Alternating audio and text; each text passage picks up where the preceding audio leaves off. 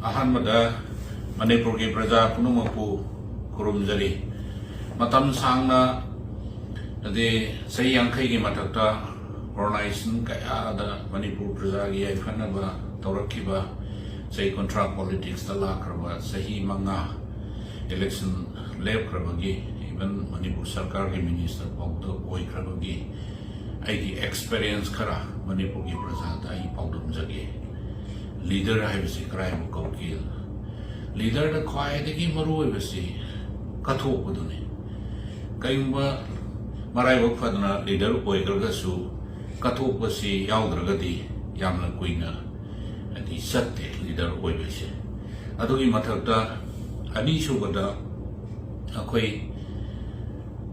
yamna masana ngangbo wase adi chumbalan base akhoi shana khangje ba aina ngangi wase chumina tragala lese aran bo wase nganga de self confidence aini shani shabu thazab simbangai adoi targadi prajana su aina ngangi wase thazabde aduna prajagi thazab laitragadi lusingmuna matam sanga lusingbo oina laibak ngakbada haruwa lai adugi mathakta leaders ti yamna committed oigadamani ngangi wase sama ngaka satpa aduga thamoi sengba laiba coalition se yamna nungsina loinaba aduga moigi awanu haida share tawba threaten tawda kihandaba ai leader ni haidana tawraga namthabagi mongna tawbasi tawragadi masana leadership ki mayokta report adum lakbasi mau sani leader ki quality magundi mayam ama laikre sumna tender khara thamjabagi wari ni aduna hojikse Manipur ki maroina sel thungi phibam yamna phatte ai haukiba lari phumba amada soina thamgre lupa crore lising mayam ama deficit satana soklo laudana adudagi interest mayam ama akoi sarkar agi budget ki pesa dagi kakpa aduna mi khudimota sendol lupa lising humputhor ki matakta tuondana laibasina maram oidana hojik se halamal singe pension na singba kopa graduate commutation live salary amat tapi bangamte adugi mathakta yamna laibak thiri de ko honorable MLA singsi amwan hona jara election si mai palak pani karak pani adu mayam praja sing khangbiyo PD 21 22 23 sikima ani sarkar sina P3 MLA singi kothang sakot thang ni thadawa aduna maram oidana koi kendra gi praja sina sina akoi ga sumna saibada natawa sen kha thidana sairakpa adi MLA amagi oibagi nungai ba forok taba sumba awawa mayam mama akoi oji thenglari loinana kari gumba kanda corruption gi wapham je mayam mama hai Manipur senja thamja laithri corruption senja thamja isidi piriba maga lauriba anidu khatani khangaduriba aduna Manipur senja thamja laitabra isdi Manipur ki prasasina khangbiramani corruption haibasidi aina thingba yaroi kana mon heta thingba yaroi system amadi policy na adi thingadawne mase akoi khangminaba adi mathau tai aduga wapham amana akoi yamna nungai taba haitane akoi gi laiwai kraba sahi taret kunta bagi ipai bu singdam minam boina thokwa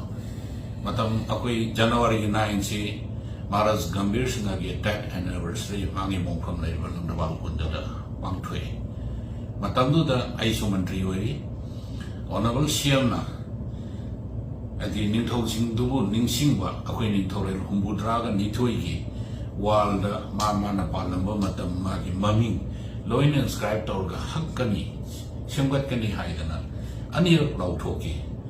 aisu matamdu da covid laksan ba aduga ai minister drop tawgi badagi ai pressure do khara handaki adi election 2022 gi lorga no government semak ba kan ai honorable CM da han lauthok khaba media da Manipur gi praja da ai gi kendra gi praja sing assure tawkrabani na hai ba thabuk tumadi paikhat da si paikhat pion hai ba kan adugi wa go ni adu dia koi hau kraba lai wai kraba ꯏꯅ ꯕꯂꯤꯗꯥꯟ ꯀꯠꯇꯅ ꯃꯅꯤꯄꯨꯔꯒꯤ ꯅꯤꯡꯈꯥ ꯇꯝꯕ ꯆꯍꯤ 3 ꯀꯨꯟꯇꯥꯛꯄꯗ ꯍꯟꯖꯤꯟꯈ꯭ꯔꯕ ꯑꯍꯜ ꯂꯃꯟꯁꯤꯡꯗꯨꯗ ꯃꯤꯅꯝꯕ ꯑꯣꯏꯅ ꯊꯣꯛꯈꯤꯕ ꯑꯗꯨꯅ ꯃꯔꯝ ꯑꯣꯏꯗꯅ ꯍꯧꯈꯤꯕ ꯃꯍꯥꯔꯥꯖ ꯒꯝꯚꯤꯔ ꯁꯤꯡꯍꯒꯤ ꯖꯅꯋꯥꯔꯤ ꯇꯥꯡ 8ꯗ ꯄꯥꯡꯊꯣꯛꯄ ꯗꯦꯠ ꯑꯦꯅꯤꯚꯔꯁꯔꯤꯗ ꯑꯩ ꯑꯦꯇꯦꯟ ꯇꯧꯈꯤꯗꯦ ꯑꯗꯨꯒ ꯂꯣꯏꯅꯅ ꯌꯥꯝꯅ ꯅꯣꯛꯅꯤꯡꯉꯤꯕ ꯌꯥꯝꯅ ꯅꯨꯡꯉꯥꯏꯔꯤꯗꯤ ꯑꯗꯨꯝꯕ ꯑꯗꯩ ꯀꯠꯊꯣꯛꯈ꯭ꯔꯕ ꯏꯅꯤꯡꯊꯧꯁꯤꯡꯗꯨꯒꯤ ꯃꯐꯝꯗꯨꯗ ꯀꯦꯐꯦꯇ꯭ꯔꯤꯌꯥ ꯃꯆꯥ ꯑꯃꯈꯛ ꯁꯥꯕ ꯂꯥꯛ 50 ꯆꯪꯕꯗꯣ ꯃꯣꯏꯒꯤ ꯏꯃꯨꯡ ꯃꯅꯨꯡꯅ ꯑꯗꯩ ꯊꯤꯀꯥ ꯇꯧꯋꯦ ꯌꯥꯝ ꯅꯣꯛꯅꯤꯡꯕ ꯋꯥꯐꯝꯅꯤ ꯑꯗꯩ ꯃꯤꯒꯤ ꯍꯛꯁꯦ ꯐꯪꯍꯟꯗꯕ ꯑꯗꯩ ꯃꯠꯄ ꯑꯗꯨꯒ ꯂꯣꯏꯅꯅ ꯑꯩꯈꯣꯏ ꯍꯛꯁꯦ ꯐꯪꯍꯟꯗꯕ ꯑꯗꯩ ꯃꯠꯄ ꯑꯗꯨꯒ ꯂꯣꯏꯅꯅ ꯑꯩꯈꯣꯏ ꯌꯥꯝ ꯁꯦꯡꯅ ꯍꯥꯏꯔꯒꯗꯤ ꯑꯩꯈꯣꯏ ꯆꯤꯌꯔꯃꯦꯟ ꯑꯣꯏꯕꯁꯤ ꯃꯔꯨꯑꯣꯏꯅ ꯍꯥꯎꯁꯇ ꯕꯥꯏ ꯀꯟꯚꯦꯟꯁꯟ ꯑꯗꯩ ꯒꯚꯔꯟꯃꯦꯟꯒꯤ ꯄꯥꯔꯠ ꯑꯣꯐ ꯒꯚꯔꯟꯃꯦꯟ ꯑꯣꯏꯕꯅꯤꯅ ꯍꯥꯎꯁꯇ ꯑꯦꯅꯤ ꯀ꯭ꯋꯦꯁꯟ ꯍꯪꯕ ꯌꯥꯗꯦ ꯀꯦꯟꯗ꯭ꯔꯒꯤ ꯋꯥ ꯉꯥꯡꯕ ꯌꯥꯗꯦ ꯂꯩꯕꯥꯛꯀꯤ ꯏꯁꯨ ꯃꯌꯥꯝ ꯑꯃ ꯄꯨꯈꯠꯅꯤꯡꯕꯗꯨꯁꯨ ꯑꯩꯈꯣꯏ ꯄꯨꯈꯠꯄ ꯉꯝꯗꯦ ꯑꯗꯩ ꯌꯥꯝꯅ ꯏꯆꯝ ꯆꯝꯅ ꯍꯦꯛꯇ ꯏꯄꯪ ꯄꯪꯕ MLA ꯑꯃꯗꯧꯅ ꯃꯔꯣꯟ ꯊꯣꯛꯇꯅ ꯂꯩꯕꯒꯤ ꯇꯥꯏꯞꯇ ꯑꯩꯈꯣꯏꯒꯤ ꯄ꯭ꯔꯖꯥꯁꯤꯡꯅ ꯑꯩꯈꯣꯏꯕꯨ ꯂꯥꯟꯅ ꯎꯔꯛꯄ ꯁꯣꯝꯗꯁꯨ ꯀꯔꯤꯃꯠꯇ ꯇꯧꯕ ꯉꯝꯗꯕ ꯁꯣꯝꯗꯁꯨ ꯍꯥꯏꯗꯤ ꯑꯦꯁ ꯑꯦ ꯔꯤꯄ꯭ꯔꯖꯦꯟꯇꯦꯇꯤꯚ ꯑꯩꯈꯣꯏꯒꯤꯗꯃꯛꯇꯗꯤ ꯑꯦꯁꯦꯝꯕ꯭ꯂꯤ ꯍꯥꯎꯁꯁꯦ ꯑꯁꯨꯛꯀꯤ ꯃꯇꯤꯛ ꯃꯔꯨ ꯑꯣꯏꯈ꯭ꯔꯦ ꯃꯗꯨꯗ ꯁꯔꯨꯛ ꯌꯥꯔꯒ ꯂꯩꯕꯥꯛꯀꯤ ꯏꯁꯨꯗ ꯈꯟꯅꯕꯗ ꯑꯩꯒꯤ ꯑꯣꯏꯕ ꯑꯣꯄꯤꯅꯤꯌꯟ ꯁꯤꯌꯔ ꯇꯧꯕꯁꯦ ꯌꯥꯝꯅ ꯇꯉꯥꯏ ꯐꯗꯦꯅ ꯈꯟꯖꯕ ꯃꯤꯁꯛ ꯑꯃꯈꯛꯅꯦ ꯑꯗꯨꯕꯨ ꯆꯤꯌꯔꯃꯦꯟ ꯑꯣꯏꯔꯕꯅꯤꯅ ꯃꯗꯨꯃꯁꯨ ꯇꯧꯕ ꯉꯝꯗꯦ ꯑꯗꯨꯅ ꯃꯅꯤꯄꯨꯔ ꯑꯩꯈꯣꯏꯒꯤ ꯆꯤꯌꯔꯃꯦꯟ ꯃꯅꯤꯄꯨꯔ ꯇꯨꯔꯤꯖꯝ ꯀꯣꯔꯄꯣꯔꯦꯁꯟ ꯂꯤꯃꯤꯇꯦꯗꯀꯤ ꯆꯤꯌꯔꯃꯦꯟ ꯑꯣꯏꯅ ꯑꯗꯩ ꯄꯤꯕ ꯃꯇꯝꯗꯨꯗ ꯅꯨꯡꯗꯥꯡꯗꯨꯗ ꯁꯨꯃꯥꯏꯅ ꯇꯧꯗꯅ MLAꯁꯤꯡ ꯆꯤꯌꯔꯃꯦꯟ ꯄꯤꯒꯅꯦ ꯀꯧꯕꯗ ꯑꯩ ꯆꯠꯈꯤꯗꯦ ꯃꯔꯝꯗꯤ ꯑꯩ ꯏꯁꯥꯃꯛꯇꯤ ꯃꯅꯤꯄꯨꯔꯗ NDAꯒꯤ ꯒꯚꯔꯟꯃꯦꯟ ꯂꯥꯛꯇ꯭ꯔꯤꯉꯩꯗ 2014ꯗ ꯈ꯭ꯋꯥꯏꯗꯒꯤ ꯑꯍꯥꯟꯕ ML ꯑꯣꯏꯅ ꯑꯩ ꯑꯣꯄꯣꯖꯤꯁꯟꯗ ꯐꯝꯈꯤ ꯔꯥꯝꯕꯤꯂꯥꯁ ꯄꯥꯁꯋꯥꯟꯅ ꯑꯣꯄꯣꯖꯤꯁꯟꯗ ꯐꯝꯃꯣ ꯍꯥꯏꯗꯅ ꯑꯗꯨꯒ ꯃꯤꯅꯤꯁꯇꯔꯁꯨ ꯑꯣꯏꯔꯕꯅꯤꯅ ꯑꯩꯒꯤ ꯁ꯭ꯇꯦꯇꯁ ꯑꯩꯒꯤ ꯏꯟꯇꯦꯒ꯭ꯔꯤꯇꯤꯗ ꯁꯣꯛꯄꯅꯤꯅ ꯑꯩ ꯆꯠꯂꯒ ꯍꯥꯏꯔꯤꯕ ꯑꯣꯔꯗꯔꯗꯨ ꯂꯧꯈꯤ ꯂꯝꯁꯥꯡꯒꯤ ꯑꯣꯅꯔꯦꯕꯜ MLA ꯔꯥꯖꯦꯟꯅ ꯑꯩꯉꯣꯟꯗ ꯑꯣꯔꯗꯔꯗꯨ ꯑꯩꯅ ꯄꯨꯔꯛꯑꯦ ꯅꯪ ꯂꯧꯁꯜꯂꯣ ꯍꯥꯏꯗꯅ 3 4ꯔꯛ ꯍꯥꯏꯔꯕ ꯃꯇꯨꯡꯗ ꯑꯩ ꯑꯣꯐꯤꯁꯇ ꯅꯣꯡꯃ ꯆꯠꯈꯤ ꯑꯣꯐꯤꯁꯇ ꯆꯠꯂꯕ ꯃꯇꯨꯡꯗ ꯍꯥꯏꯗꯤ ꯏꯟꯐ꯭ꯔꯥꯁꯇ꯭ꯔꯛꯆꯔ ꯃꯤ ꯀꯌꯥꯝ ꯂꯩ 15ꯒꯨꯝꯕ ꯂꯩ ꯑꯌꯥꯝꯕꯅ ꯑꯩꯈꯣꯏ ꯀꯟꯇ꯭ꯔꯦꯛ ꯃꯥꯁꯇꯔ ꯔꯣꯜꯒꯨꯝꯕ ꯑꯣꯏ ꯁꯔꯀꯥꯔꯒꯤ ꯃꯣꯏ ꯗꯦꯄꯨꯇꯦꯁꯟ ꯑꯃꯅꯤ ꯊꯥꯔꯛꯏ ꯑꯗꯨꯅ ꯄꯩꯁꯥꯁꯤ ꯃꯣꯏꯅ ꯄ꯭ꯔꯣꯖꯦꯛ ꯁꯥꯏ ꯄꯩꯁꯥ ꯇꯥꯟꯅꯩ ꯑꯗꯨꯒ ꯃꯣꯏꯅ ꯄꯥꯏꯈꯠꯂꯤꯕ ꯊꯕꯛꯁꯤ ꯀꯔꯣꯔ ꯂꯤꯁꯤꯡꯗ ꯄꯩꯁꯥꯁꯤ ꯑꯗꯩ ꯊꯕꯛꯁꯤ ꯄꯥꯏꯈꯠꯄꯅꯤ ꯑꯗꯨꯒ ꯊꯕꯛꯅ ꯄꯨꯂꯤꯁ ꯍꯥꯎꯁꯤꯡꯒꯨꯝꯕ ꯀꯩꯒꯨꯝꯕꯗ ꯖꯃꯥ ꯇꯧꯁꯟꯈ꯭ꯔꯒ ꯗꯤꯄꯣꯖꯤꯠ ꯇꯧꯔꯒ ꯊꯕꯛꯁꯤ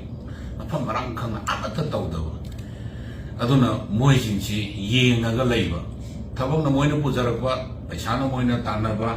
ꯑꯗꯨꯒ ꯊꯕꯛꯅ ꯑꯇꯣꯞꯄ ꯑꯦꯖꯦꯟꯁꯤꯅ ꯄꯥꯡꯊꯣꯛꯄꯅꯤꯅ ꯑꯗꯨꯒ ꯏꯟꯗꯤꯌꯥꯗ ꯇꯨꯔꯤꯖꯝ ꯀꯣꯔꯄꯣꯔꯦꯁꯟꯁꯦ ꯃꯣꯁ ꯄꯥꯋꯔꯐꯨꯜ ꯀꯣꯔꯄꯣꯔꯦꯁꯟ ꯑꯣꯏꯔꯤꯅꯤ ꯃꯣꯏꯗ ꯄꯩꯁꯥ ꯊꯥꯗꯕ ꯊꯕꯛ ꯐꯖꯅ ꯇꯧꯍꯟꯕ ꯆꯤꯌꯔꯃꯦꯟꯗ ꯔꯥꯏꯠ ꯄꯤꯕ ꯈꯣꯠꯄꯁꯤ ꯃꯐꯝ ꯃꯔꯥꯡ ꯈꯪꯅ ꯑꯃꯠꯇ ꯇꯧꯗꯕ ꯑꯗꯨꯅ ꯃꯣꯏꯁꯤꯡꯁꯤ ꯌꯦꯡꯉꯒ ꯂꯩꯕ ꯊꯕꯛꯅ ꯃꯣꯏꯅ ꯄꯨꯖꯔꯛꯄ ꯄꯩꯁꯥꯅ ꯃꯣꯏꯅ ꯇꯥꯟꯅꯕ ꯑꯗꯨꯒ ꯊꯕꯛꯅ ꯑꯇꯣꯞꯄ ꯑꯦꯖꯦꯟꯁꯤꯅ ꯄꯥꯡꯊꯣꯛꯄꯅꯤꯅ ꯑꯗꯨꯒ ꯏꯟꯗꯤꯌꯥꯗ ꯇꯨꯔꯤꯖꯝ ꯀꯣꯔꯄꯣꯔꯦꯁꯟꯁꯦ ꯃꯣꯁ ꯄꯥꯋꯔꯐꯨꯜ ꯀꯣꯔꯄꯣꯔꯦꯁꯟ ꯑꯣꯏꯔꯤꯅꯤ ꯃꯣꯏꯗ ꯄꯩꯁꯥ ꯊꯥꯗꯕ ꯊꯕꯛ ꯐꯖꯅ ꯇꯧꯍꯟꯕ ꯆꯤꯌꯔꯃꯦꯟꯗ ꯔꯥꯏꯠ ꯄꯤꯕ ꯈꯣꯠꯄꯁꯤ ꯂꯣꯏꯅ ꯇꯧꯅꯕ ꯉꯥꯛꯇꯅꯤ ꯑꯗꯨ ꯀꯔꯤꯝꯇ ꯇꯧꯗꯕ ꯑꯗꯨꯒ ꯃꯣꯏꯗ ꯏꯟꯖꯤꯅꯤꯌꯔ 2 ꯑꯃꯁꯨ ꯂꯩꯔꯕ ꯐꯥꯏꯅꯥꯟꯁ ꯑꯣꯐꯤꯁꯔ 2 ꯑꯃꯁꯨ ꯂꯩꯔꯕ ꯊꯕꯛꯇꯨ ꯃꯅꯤꯄꯨꯔ प्रजाꯒꯤ ꯏꯟꯇꯔꯦꯁꯇ ꯇꯨꯔꯤꯖꯝ ꯄꯣꯇꯦꯟꯁꯤꯌꯦꯜꯁꯨ ꯌꯥꯝ ꯂꯩꯕꯅꯤꯅ ꯑꯩꯅꯁꯨ ꯃꯤꯌꯥꯝꯒꯤ ꯊꯕꯛꯇ ꯋꯤꯠ ꯁꯦꯀ꯭ꯔꯤꯐꯥꯏꯁ ꯇꯧꯅꯤꯡꯕꯅꯤꯅ ꯑꯣꯅꯔꯦꯕꯜ CMꯅ ꯃꯇꯝꯗꯨꯗ ꯋꯥꯛ ꯑꯦꯖꯦꯟꯁꯤꯁꯦ ꯑꯗꯤ ꯄꯤꯌꯨ 4ꯔꯛ ꯍꯟꯅ ꯍꯥꯏꯕꯅꯤ ꯑꯗꯨꯒ ꯃꯅꯤꯄꯨꯔ प्रजाꯒꯤ ꯁꯦꯕꯥ ꯇꯧꯒꯦ ꯍꯥꯏꯕꯗ ꯃꯗꯨ ꯌꯥꯈꯤꯗꯦ ꯄꯤꯔꯛꯈꯤꯗꯦ ꯑꯍꯥꯟꯕ ꯑꯅꯤꯁꯨꯕꯗ ꯑꯩꯈꯣꯏ ꯃꯐꯝ 14ꯗ ꯍꯧꯈꯤꯕ tourismꯒꯤ ꯁꯉꯥꯏ ꯐꯦꯁꯇꯤꯚꯦꯜ tourismꯒꯤ ꯁꯤ ꯄꯥꯡꯊꯣꯛꯑꯦ ꯃꯇꯝꯗꯨꯗ ꯁꯤꯜꯂꯤꯕ ꯂꯥꯡꯉꯤꯕ ꯈꯣꯠꯂꯤꯕ ꯇꯧꯔꯤꯁꯤꯡꯁꯦ ꯑꯩꯈꯣꯏꯗ ꯁꯤꯡꯒꯜ ꯅꯣꯂꯦꯖ ꯂꯩꯍꯟꯗꯦ ꯊꯕꯛꯁꯤꯡꯁꯦ ꯇꯧꯕꯒꯤꯁꯨ ꯂꯩꯇꯦ ꯐꯥꯏꯅꯥꯟꯁꯀꯤꯁꯨ ꯂꯩꯇꯦ ꯑꯩꯈꯣꯏꯒꯤ ꯃꯤꯁꯤꯡꯅ ꯄꯨꯛꯆꯦꯟꯗ ꯄꯦꯜꯂꯤ ꯄꯨꯛꯆꯦꯟꯗ ꯆꯣꯡꯉꯤ ꯑꯗꯣ ꯊꯕꯛꯇꯨꯗ ꯌꯥꯎꯏ ꯑꯗꯩ ꯃꯗꯨꯒꯤ ꯚꯦꯂꯨ ꯂꯩꯇꯦ ꯏꯚꯟ ꯁꯤꯡꯒꯜ ꯑꯗꯩ ꯁ꯭ꯇꯣꯜ ꯑꯃ ꯄꯤꯕ ꯉꯝꯕꯒꯤ ꯑꯩꯒꯤ ꯔꯥꯏꯠ ꯂꯩꯈꯤꯗꯦ ꯑꯗꯩ ꯌꯨꯖꯂꯦꯁ ꯆꯤꯌꯔꯃꯦꯟ ꯑꯗꯨꯒ ꯑꯩꯅ ꯌꯥꯝꯅ ꯅꯨꯡꯉꯥꯏꯔꯤꯕꯅ ꯍꯌꯦꯡ ꯇꯨꯔꯤꯖꯝꯒꯤ ꯐꯦꯁꯇꯤꯚꯦꯜ ꯍꯧꯒꯗꯕ ꯇꯥꯡ 10 ꯁꯤꯗ ꯑꯩ ꯏꯁꯥꯁꯨ ꯑꯍꯟ ꯃꯇꯝ ꯑꯣꯏꯁꯜꯂꯕꯅꯤ, ꯆꯍꯤ ꯌꯥꯝꯃꯕꯅꯤ. ꯑꯗꯣ ꯃꯇꯝꯗꯨꯗ ꯑꯩꯅ ꯂꯤꯗ ꯇꯧꯔꯒ ꯇꯨꯡꯂꯝꯆꯠꯀꯤꯗꯃꯛꯇ ꯑꯗꯨꯒ ꯃꯅꯤꯄꯨꯔ ꯁꯉꯥꯏ ꯐꯦꯁꯇꯤꯚꯦꯜ ꯑꯁꯤ ꯍꯦꯟꯅ ꯑꯦꯛꯁꯄ꯭ꯂꯣꯔ ꯇꯧꯕ ꯉꯝꯅꯅꯕꯒꯤ ꯋꯥꯈꯜꯂꯣꯟꯗ ꯁꯦ ꯍꯞꯇꯥ ꯀꯥꯡꯖꯩꯕꯨꯡꯗꯒꯤ ꯏꯅꯤꯡꯊꯧꯅ MPꯅ ꯔꯥꯖ꯭ꯌ ꯁꯚꯥꯒꯤ ꯂꯝꯊꯥꯕꯤꯔꯒ ꯃꯣꯏꯔꯥꯡ ꯐꯥꯎꯕꯁꯦ 50 ꯀꯤꯂꯣꯃꯤꯇꯔꯅꯤ ꯁꯉꯥꯏ ꯅꯤꯄꯥꯛ. ꯑꯗꯨꯒ ꯇ꯭ꯔꯣꯡ ꯂꯥꯎꯕꯤꯗ ꯑꯃꯨꯛ ꯆꯠꯂꯒ 7 ꯀꯤꯂꯣꯃꯤꯇꯔ ꯑꯃ ꯀꯤꯂꯣꯃꯤꯇꯔ 58 ꯍꯥꯏꯗꯤ ꯁꯥꯏꯀꯜ ꯊꯧꯔꯒ ꯍꯥꯏꯗꯤ ꯅꯍꯥꯔꯣꯜ ꯃꯌꯥꯝꯗꯨ ꯇꯨꯡꯂꯝꯆꯠꯀꯤ ꯑꯣꯏꯅ ꯍꯥꯏꯗꯤ ꯁꯥꯏꯀꯂꯤꯁ ꯃꯌꯥꯝ ꯑꯃ ꯄꯨꯛꯅꯤꯡ ꯊꯧꯒꯠꯄ ꯑꯣꯏꯅ ꯑꯩ ꯆꯠꯈꯤ. ꯑꯌꯨꯛꯇꯨꯗ ꯑꯩꯈꯣꯏ ꯃꯣꯏ ꯃꯤ 400-500ꯃꯨꯛꯁꯤ ꯑꯩꯈꯣꯏꯅ ꯕ꯭ꯔꯦꯛꯐꯥꯁ ꯄꯤꯖꯩ, ꯑꯗꯨꯒ ꯐꯨꯔꯤꯠ ꯂꯩꯔꯒ ꯄꯤ, ꯇ꯭ꯔꯣꯡ ꯂꯥꯎꯕꯤꯗ ꯆꯥꯛ ꯄꯤꯖꯩ. ꯂꯥꯛ 7 ꯆꯪꯉꯦ. ꯑꯗꯣ ꯂꯥꯛ 3ꯗꯤ ꯑꯦꯗꯚꯥꯟꯁ ꯍꯥꯟꯅ ꯄꯤꯔꯛꯑꯒ ꯂꯥꯛ 4ꯗꯨ ꯄꯤꯊꯣꯛꯄꯤꯌꯣꯅ ꯊꯥꯈ꯭ꯔꯀꯥꯟꯗ ꯔꯤꯒ꯭ꯔꯦꯇꯦꯗ ꯑꯅ ꯊꯥꯔꯛꯑꯦ. ꯋꯟꯗꯔꯐꯨꯜ. ꯑꯗꯨꯛ ꯌꯥꯝꯕ ꯀ꯭ꯔꯣꯔ ꯃꯌꯥꯝ ꯑꯃ ꯁꯦꯡꯁꯟ ꯇꯧꯕꯗꯨꯅ ꯇꯨꯔꯤꯖꯝ ꯀꯣꯔꯄꯣꯔꯦꯁꯟꯒꯤ ꯆꯤꯌꯔꯃꯦꯟꯅ ꯈꯪꯍꯟꯗꯕ, ꯄꯋꯥꯔ ꯑꯃꯠꯇꯁꯨ ꯄꯤꯗꯕ, ꯑꯗꯨꯒ ꯏꯁꯥ ꯌꯥꯎꯅ ꯁꯥꯏꯀꯜ ꯊꯧꯗꯅ ꯀꯤꯂꯣꯃꯤꯇꯔ 58 ꯊꯧꯔꯒ ꯅꯍꯥꯔꯣꯜ ꯄꯨꯛꯅꯤꯡ ꯊꯧꯒꯠꯄ ꯑꯩꯅ ꯈꯪꯍꯟꯗꯕ,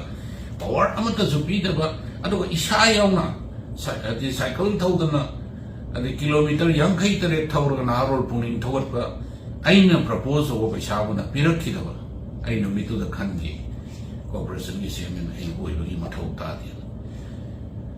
ꯇꯥꯡ 18ꯗ ꯇꯨꯔꯤꯖꯝ ꯀꯣꯔꯄꯣꯔꯦꯁꯟꯒꯤ ꯗꯥꯏꯇ ꯂꯧꯔꯒ ꯁꯉꯥꯏ ꯐꯦꯁꯇꯤꯚꯦꯜ ꯍꯥꯡꯗꯣꯛꯑꯦ. G. Kishan Reddy tourism minister ꯂꯥꯛꯑꯦ. ꯑꯩ ꯐꯝꯐꯝ ꯐꯪꯗꯦ, ꯑꯩ ꯃꯅꯤꯡꯗ ꯐꯝꯃꯤ. ꯑꯗꯣ ꯃꯇꯝꯗꯨꯗ ꯇꯨꯔꯤꯖꯝꯒꯤ ꯀꯃꯤꯁꯅꯔꯅ ꯗꯥꯏꯔꯦꯛꯇꯔꯗ ꯏꯟꯒꯠꯄꯤ, ꯆꯤꯌꯔꯃꯦꯟ ꯃꯊꯛꯇ ꯀꯧꯈꯠꯂꯣꯅ. ꯑꯩꯕꯨ ꯈꯣꯡꯒꯣꯏꯅꯕꯒꯨꯝ ꯊꯣꯛꯈꯤ. ꯑꯗꯨꯒ ꯁꯤꯡꯒꯜ ꯁ꯭ꯄꯦꯁ ꯄꯤꯕꯒꯤ ꯈꯨꯗꯣꯡꯆꯥꯕ ꯑꯩꯉꯣꯟꯗ ꯂꯩꯈꯤꯗꯦ. ꯃꯤꯌꯥꯝ ꯃꯃꯥꯡꯗ ꯌꯣꯟꯕꯒꯨꯝ ꯊꯣꯛꯈꯤ. ꯅꯦꯛꯁ ꯗꯦ ꯇꯥꯡ 22ꯗ ꯕꯣꯔꯗꯇ ꯑꯩꯅ ꯒꯦꯁ ꯑꯣꯐ ꯑꯣꯅꯔ ꯑꯣꯏꯔꯒ ꯒꯕꯔꯅꯔꯅ ꯆꯤꯐ ꯒꯦꯁ ꯑꯣꯏꯔꯒ ꯃꯇꯝꯗꯨꯒꯤ ꯁ꯭ꯔꯤ ꯑꯣꯅꯔꯦꯕꯜ ꯒꯕꯔꯅꯔ ꯒꯅꯦꯁ ꯃꯥꯅ ꯑꯣꯏꯗꯅ ꯑꯗꯨꯒ ꯄ꯭ꯔꯤꯁꯥꯏꯗꯅ ꯑꯣꯅꯔꯦꯕꯜ CMꯅ ꯇꯧꯕꯗ ꯑꯩꯗꯤ ꯃꯇꯝꯗꯨꯗ ꯋꯥ ꯑꯃꯅꯤꯗ ꯑꯣꯏꯔꯁꯨ ꯉꯥꯡꯅꯅꯕ ꯀꯧꯊꯣꯔꯛꯀꯗ꯭ꯔꯅ ꯈꯜꯂꯒ ꯑꯩ ꯀꯧꯊꯣꯔꯛꯈꯤꯗꯦ. ꯃꯇꯝꯗꯨꯗ ꯒꯕꯔꯅꯔꯅ ꯑꯩꯉꯣꯟꯗ ꯍꯪꯉꯤ, ꯁ꯭ꯌꯥꯝ ꯀꯩꯗꯧꯔꯦ ꯋꯥ ꯉꯥꯡꯉꯗꯤ? ꯑꯩꯅ ꯈꯨꯝꯈꯤ, ꯉꯥꯡꯍꯟꯅꯤꯡꯗꯕ ꯃꯥꯜꯂꯦ, ꯉꯥꯡꯍꯟꯗ꯭ꯔꯦ, ꯌꯥꯝ ꯐꯩ, ꯀꯩꯁꯨ ꯀꯥꯏꯗꯦ. ꯑꯗꯨꯅ ꯄꯨꯟꯁꯤꯗ ꯁꯨꯃꯥꯏꯅ ꯌꯥꯝꯅ ꯏꯟꯁꯜ ꯃꯤꯌꯥꯝ ꯃꯃꯥꯡꯗ ꯐꯪꯕ ꯑꯣꯏꯅ ꯊꯣꯛꯄ, ꯀꯩꯁꯨ ꯗꯥꯏꯇ ꯄꯤꯗꯕ, ꯗꯥꯏꯇ ꯁꯤꯟꯅꯗꯕ, ꯁꯨꯝꯕ ꯗꯤꯄꯥꯔꯠꯃꯦꯟ ꯑꯃꯒꯤ ꯆꯤꯌꯔꯃꯦꯟ ꯑꯣꯏꯅ ꯑꯩꯒꯤ ꯏꯖꯠ ꯌꯣꯜꯂꯒ ꯂꯩꯕ. ꯑꯗꯨꯒꯤ ꯃꯊꯛꯇ ꯇꯨꯔꯤꯖꯝꯒꯤ ꯊꯕꯛ ꯑꯣꯅꯔꯦꯕꯜ MLAꯁꯤꯡꯅ ꯃꯥꯒꯤ ꯀꯦꯟꯗ꯭ꯔꯗ ꯄꯥꯡꯊꯣꯛꯅꯤꯡꯕ, ꯑꯩꯅ ꯀꯩꯁꯨ ꯃꯇꯦꯡ ꯄꯥꯡꯕ ꯉꯝꯗꯕ, ꯑꯗꯨꯒ ꯀꯣꯔꯄꯣꯔꯦꯁꯟꯒꯤ ꯆꯤꯌꯔꯃꯦꯟꯅꯤ ꯍꯥꯏꯗꯅ ꯑꯩꯒꯤ ꯀꯔꯤꯌꯥꯀꯇꯥ ꯁ꯭ꯇꯦꯠꯀꯤ ꯀꯦꯟꯗ꯭ꯔꯒꯤ ꯃꯌꯥꯝ ꯑꯃꯅ ꯐꯦꯁꯇꯤꯚꯦꯜ ꯂꯥꯛꯄ ꯀꯥꯟꯗ ꯀꯩꯒꯨꯝꯕ ꯑꯃꯇꯪ ꯇꯧꯖꯒꯦ ꯍꯥꯏꯕꯗ ꯑꯩꯅ ꯇꯧꯕ ꯉꯝꯈꯤꯗꯕ. ꯑꯗꯨꯅ ꯑꯩ ꯁꯨꯝꯕ ꯗꯥꯏꯇ ꯂꯩꯇꯕ ꯆꯤꯌꯔꯃꯦꯟꯒꯤ ꯀꯣꯔꯄꯣꯔꯦꯁꯟꯒꯤ ꯆꯤꯌꯔꯃꯦꯟ ꯑꯣꯏꯕꯁꯦ ꯑꯩ ꯉꯁꯤꯗꯒꯤ ꯑꯩꯒꯤ ꯇꯣꯛꯆꯔꯒꯦꯅ ꯑꯩ ꯍꯥꯏꯔꯤꯕ ꯔꯤꯖꯤꯒꯅꯦꯁꯟ ꯂꯦꯇꯔꯁꯤ ꯑꯩ ꯉꯥꯏꯍꯥꯛꯀꯤ ꯃꯇꯨꯡꯗ ꯃꯥꯒꯤ ꯑꯣꯐꯤꯁꯇ ꯌꯧꯔꯒꯅꯤ. Dear Shri N. Birenji, I tender my resignation from the post of Chairman Tourism Corporation of Manipur Limited, as I have not been assigned any responsibility as a chairman. haidana ai choi tawraga bijagre tukjarage aduna aroibada ali sumba pham ama paidraga su party gi thabak aduga manipur praja gi thabak hana su tawraga lai kendra gi thabak singdi